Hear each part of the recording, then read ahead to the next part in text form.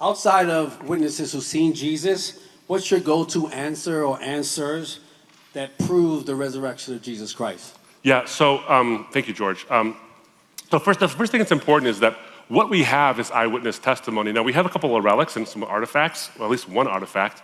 We have one relic that hints at the way in which Jesus died, which is we found a bone, a heel bone, where there's a cross spike run through it, and it's actually evidence that people were in fact crucified this way. But I guess there's a couple of things I would say, is that one, the eyewitness testimony is pretty good. It's pretty great, actually, because people want to say, oh, well, it's written down in the Bible, and the Bible's written by Christians, and of course you can't trust that because they have an agenda. Well, here's my response to that.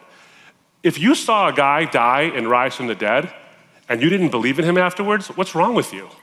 Of course you would write a book about him and then therefore be biased. I mean, the people who survived the Titanic disaster and recounted what happened, yeah, they were there, so they're biased? That doesn't mean they're biased, it means that they were there. So I don't want to discount eyewitness testimony. In fact, that eyewitness testimony is often corroborated by what happened after all of this, what they actually saw. So what you have is a huge amount of history that says that those eyewitnesses, that those disciples specifically, either died or were willing to die for what they had to have known was a lie. They had to have known it was a lie, because they're not saying someone else told me. They're saying, I saw him myself. And if you're lying, you know it. And if you're telling the truth, you know that too. And none of them recanted their testimony.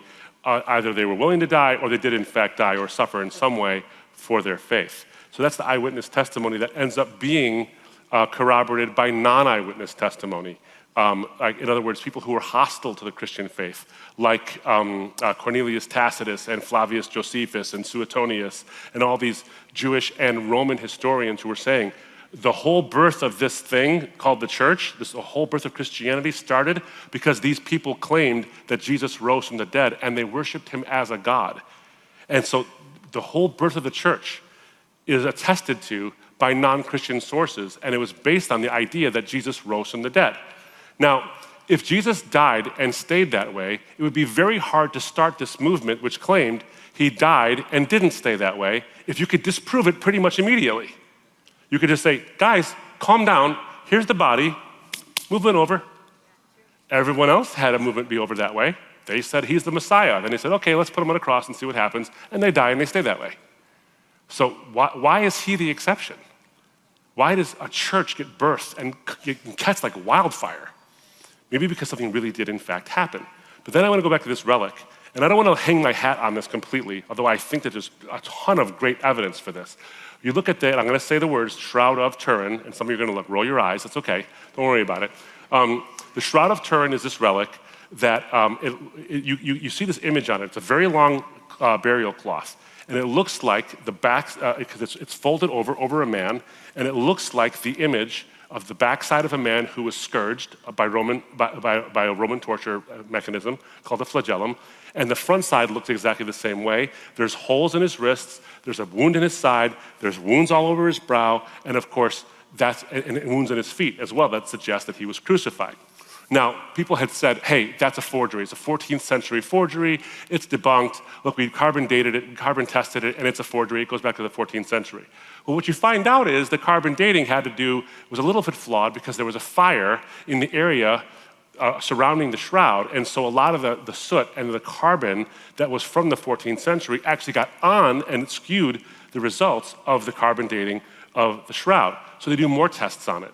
And some of those tests are pretty remarkable. Like this one, for example.